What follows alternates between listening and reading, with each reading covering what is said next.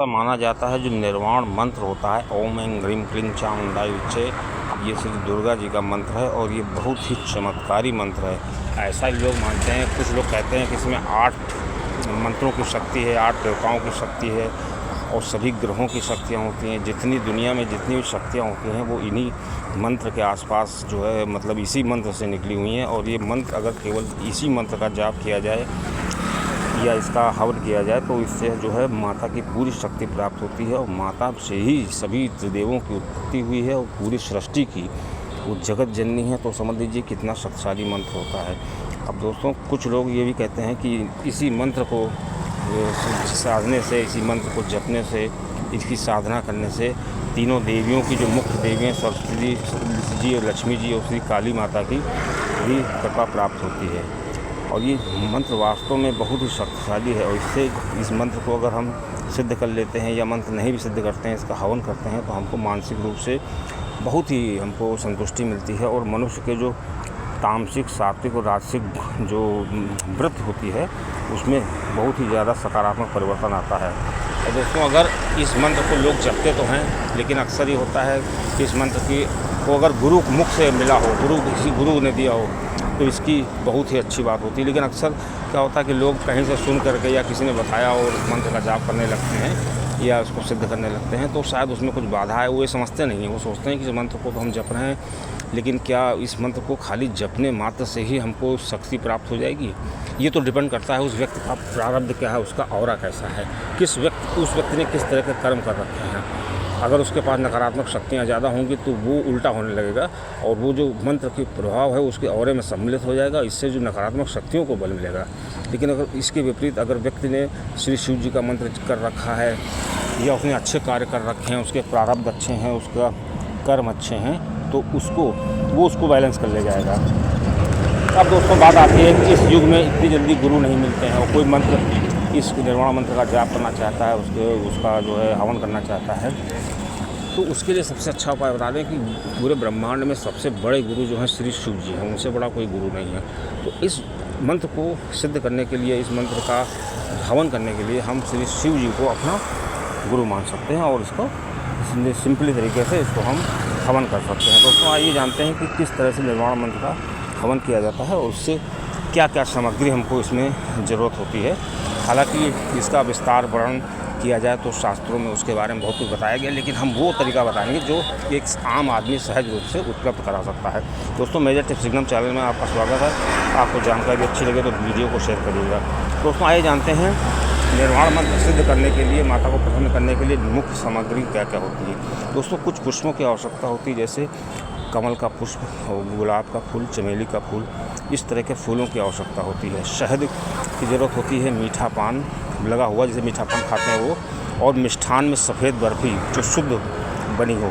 और दोस्तों अनार का पाउडर या अनार भी हम ले सकते हैं, काले तिल ले सकते हैं, और चंदन की ज़रूरत पड़ती है, कपूर की ज़रूरत पड़ती है, लौंग इलायची की ज़रूरत पड़ती है इसमें, और बतासे जो चीनी वाले बतासे होते हैं उनकी, और पीली सरसों की ज़रूरत पड़ती है। इतनी सामग्री तो हमारे पास होनी चाहिए और प्लस साथ में हमारे पास हवन सामग्री जिससे हवन करते हैं वो भी होना चाहिए। अब दोस्तों आइए जानते हैं कि कैसे इस विधि को करते हैं। दोस्तों अगर कोई व्यक्ति सोचे कि जिसे कल उसको हवन करना है तो आज ही वो सामान तैयार कर लेगा, तो ऐसा नहीं होता, ऐसा नहीं संभव हो पाता है। अगर विधिवत हवन करना है तो उसको पहले जो फूल हैं, जितने पुष्प आपने लिए हैं, कमल का फूल और गुलाब का फूल या जो चमेली का फूल, इनको पहले सुखाना पड़ता है धूप में। जब ये सूख जाएँ, इन सूखे फूलों को पीस करके या मतलब ऐसे ही हाथ से उसको दरबार करके हवन सामग्री में मिला दें। फिर उसमें पीली सरसों मिलाएं, फिर उसमें तिल मिलाएं, तिल मिला करके उसमें इत्र मिलाएं, इत्र मिलाने के बाद उसमें बूरा, जैसे चीनी का बूरा होता है ना, वो मिलाएं, लौंग इलायची बतासे भी तोड़ के डाल सकते हैं उसमें।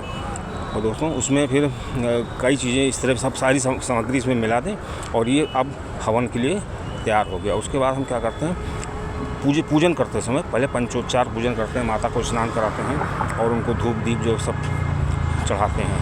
अब दोस्तों उसके बाद हम दीपक जलाते हैं, मतलब पंचोच्चार में जितनी चीज़ें होती हैं उस तरह से उनका वो करते हैं। अब दोस्तों कपूर जला करके माता का हवन प्रारंभ करते हैं, उनको जल की छींटे देते हैं। हवन जब लकड़ी इकट्ठा करके जब उसमें आग लगाएंगे, अग्नि जलाएंगे तो उसमें छींटे देंगे। तो छींटे देने के बाद उसमें कुछ चीज़ें होती हैं, जैसे रोली डालेंगे, फिर आसन बिछाएंगे, आसन मतलब माता का आवाहन करेंगे, माता उसमें आएंगी, उनसे प्रार्थना करेंगे कि आप हमारे इस हवन को वो कराइए और हमारी जो हाँ सॉरी संकल्प भी लेना है आपको। संकल्प लेने के लिए आपको हाथ में अच्छा चावल और ये सब ले करके और हवन संकल्प ले लीजिए। संकल्प लेने के लिए आप मेरी अलग वीडियो देख सकते हैं, जो भी आपका नाम है, गोत्र है, ये सब बता दीजिए और इससे सिंपली आप उसको कर सकते हैं कि मैं इसलिए हवन कर रहा हूँ और आपकी हमें कृपा प्राप्त हो। उसके बाद दोस्तों उस जलती हुई अग्नि में पुष्प डालेंगे, बर्फ़ी डालेंगे, 5 बार उसमें बर्फ़ी डालेंगे और अग्नि देवता का आह्वान करेंगे 3 बार। 5 बार बर्फ़ी डालेंगे मतलब अग्नि के लिए और 3 बार अग्नि देवता के लिए। फिर स्वाहा जो मतलब स्वाहा देवी हैं उनके लिए, फिर सुधा देवी के लिए जो पितरों की देवी हैं। इस तरह से अग्नि तैयार करेंगे। उसके बाद जब पूजन शुरू करेंगे, हवन शुरू करेंगे तो गणपति जी के 5 आहुति गणपति जी की देना होता है, 5 श्री दुर्गा जी की आहुति देंगे हम दुर्गा जी के मंत्र से और 5 श्री शिव जी के मंत्र से। और 5 आहुति जो होती हैं वो आपको 9 ग्रहों की जो 9 आहुति देना होगा। 11 आहुति भैरव जी के नाम से देना होगा, 11 श्री हनुमान जी महाराज के नाम से आहुति देना होगा और 11 अपने गुरु के नाम से और 11 आहुति अपने गुरु मंत्र से, अगर कोई गुरु मंत्र मिला है, और 11 आहुति हमको कुल देवी के नाम से देना होगा। और दोस्तों जब हम पितृ को देते हैं मतलब उस पितृ को जब हम आहुति देंगे तो स्वधा बोलते हैं, स्वाहा नहीं बोलते हैं, ये चीज़ ध्यान रखना चाहिए। अब दोस्तों क्या होता है कि इसके बाद हमारा इस तरह हवन होता जाएगा। उसके बाद अपना हम जो निर्वाण मंत्र है उसकी हम 21 माला, 11 माला, 51 माला, 101 माला जितनी करना चाहें वो कर सकते हैं। और दोस्तों इसको करने के लिए सबसे अच्छा समय होता है नवरात्र की जो रात्रि होती है, उसमें इस हवन को करें तो बहुत कई गुना ज़्यादा फल प्राप्त होता है।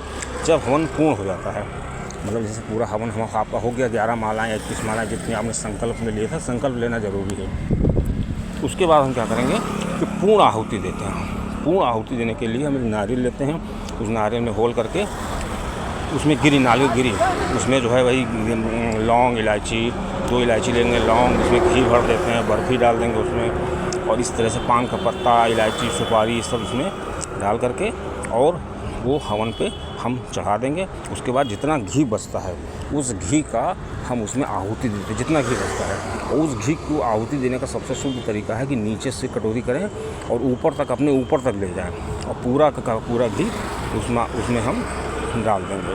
और दोस्तों ये जो स्वाहा देवी हैं, ये जो एक ऋषि की पत्नी थी स्वाहा, उनकी एक बहन है, तो इसलिए स्वाहा देवी जो है वो हमारे पितरों को पसंद करते हैं। पितरों के नाम से भी हमको आहुति देनी होती है। इस प्रकार जब पितृ प्रसन्न होते हैं तो हमको हर प्रकार की कृपा प्राप्त होने लगती है। देवी से जो कृपा आती है, समझ लीजिए कि हमको सरकार से कुछ पैसा मिला तो जो नीचे के अधिकारी होते हैं उनसे हमको कृपा मिलने लगती है, तो कोई बाधा नहीं आती है, हमारी फाइल चलने लगती है। इस प्रकार हमको पूरी कृपा प्राप्त होती है। इसलिए स्वाहा माता का भी हमको इसमें आह्वान करना चाहिए। और जो स्वाहा माता हैं वो सीधे देवताओं को हमारी आहुति देती हैं और देवताओं को हमारी जो द्वारा अग्नि को चढ़ाया गया है वो उनको प्राप्त हो जाता है। उसके बाद दोस्तों आपको क्या करना है, आरती करनी है। आप जगदम्बा माता की आरती करते हैं, दुर्गा माता की आरती कर सकते हैं, जो भी आपको माता प्रिय लगे उनकी आरती कर सकते हैं। आरती करना ज़रूरी होता है। और जो महिलाएं हैं वो नहीं करें, उनको अगर अपने पति के साथ वो कर रही हैं तो पति कर सकता है। ये जो बाद में आहुति दी जाती है इससे नारियल से, नारियल गिरी से, तो दोस्तों ये बहुत ही ज़रूरी होता है। और वहीं बैठ करके हमको क्षमा प्रार्थना करनी है, मतलब हमको जो गलती हो गई है वो, और उनसे प्रार्थना करें। उसी अग्नि के पास बैठ करके हमने जो हवन किया है, इसके जो हमने संकल्प लिया था वो मेरा पूरा हो गया है और आप अपनी कृपा हमको प्राप्त करें। और जिस संदर्भ में आपने इसको किया था उस संदर्भ को दोहराइए कि हमने ऐसे ऐसे माना था और ये हमारी इच्छा थी, वो आप अपनी कृपा पूरी करें। दोस्तों जैसे ही आप हवन करेंगे आप दूसरे दिन देखेंगे कि आपके घर में जो नकारात्मकता थी वो पूरी तरीके से नष्ट होगी। आपको बहुत अच्छा लगेगा, मतलब घर में बहुत ही सकारात्मक वातावरण हो जाएगा, सकारात्मक माहौल हो जाएगा। और इस तरह अगर हो सके तो हर नवरात्रि को या जब भी संकल्प ले तो आपको करना चाहिए। इससे क्या होता है कि ऑरा मजबूत होता है और जो आपके इर्द गिर्द जो मंत्र आप जपते हैं उससे क्या होता है कि नकारात्मक ऊर्जा जो वायुमंडल में आपके गौरे में आ जाती है तो उसको विराम मिल जाएगा। और किसी योग्य ब्राह्मण से ही इसका जब कराएं, क्योंकि कुछ मंत्रों में नमः लगता है, किसी में स्वाहा बाद में भी लगता है, किसी में किसको कैसे करना चाहिए, इसके लिए योग्य ब्राह्मण जो है, जो संस्कृत का अच्छा ज्ञाता हो और शुद्ध उच्चारण में अगर हवन किया जाए तो बहुत ही अच्छे प्रतिफल प्राप्त होंगे। और उसके बाद इस हवन सामग्री को पूरा ले जा करके गंगा जी में या नदी में बहाना जरूर होता है।